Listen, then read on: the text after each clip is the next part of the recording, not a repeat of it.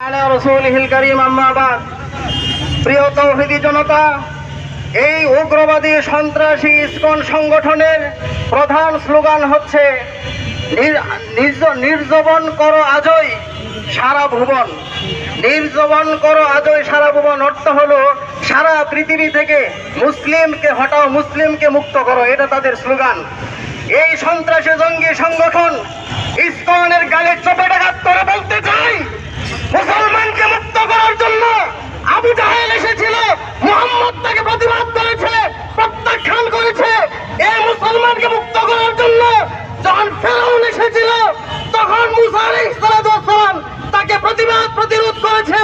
এই মুসলমানকে মুক্ত করার জন্য যুগে যুগে যত নব্য ফেরাউন সৃষ্টি হয়েছে, সবাইকে ওই কালের মুসলমানরা তাদেরকে উৎখাত করেছে। সর্বশেষ যখন রাজা গৌর গোবিন্দ এসেছিল, শাহজালাল মুজাররদি ইয়ামানি আল্লাহু আকবারের ধ্বনি দিয়ে সেই রাজা গৌর গোবিন্দকে তাকে প্রতিরোধ করে তাকে ধ্বংস করে দিয়েছে।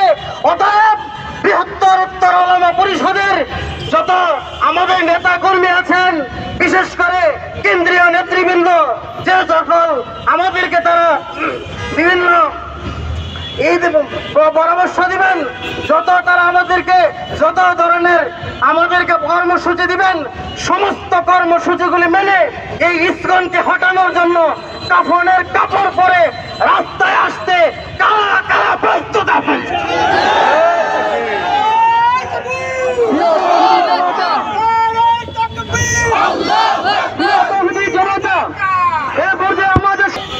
আসসালামু আলাইকুম রাহমাতুল্লাহ।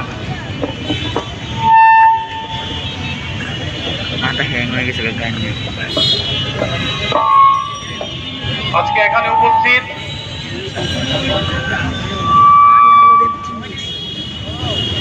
মুফতি কামালউদ্দিন সাহেব সহ তৌহিদি জনতা সকলকে জানাচ্ছি শুভেচ্ছা। খুবই দুঃখের সাথে জানাচ্ছি, আজকে আমাদেরকে এখানে একটি উগ্রবাদী হিন্দুত্ববাদী সংগঠনের বিরুদ্ধে এখানে আমাদের দাঁড়াতে হয়েছে। আমার প্রশ্ন, আমার ভাই আলিফ হত্যাকাণ্ডের পরে সেই উগ্রবাদী হিন্দুত্ববাদী সংগঠন ইসকনের অস্তিত্ব এই বাংলাদেশে কিভাবে রয়েছে? আমরা স্পষ্ট করে বলতে চাই, এত অপকর্ম করার পরে আমার ভাই গাজীপুর থেকে আমার ভাইকে অপহরণ করার পরে, আমার বোনকে দর্শন করার পরে এই উগ্রবাদী ইসকন সংগঠন বাংলাদেশে এখনো কিভাবে রয়ে যায়? আমরা ইন্টিরিমকে সতর্ক করে বলতে চাই, আপনারা কি যাদের হিন্দুদের চড়েন, এত আওয়াজ উঠানোর পরেও, মুসলিমরা এত আওয়াজ দেওয়ার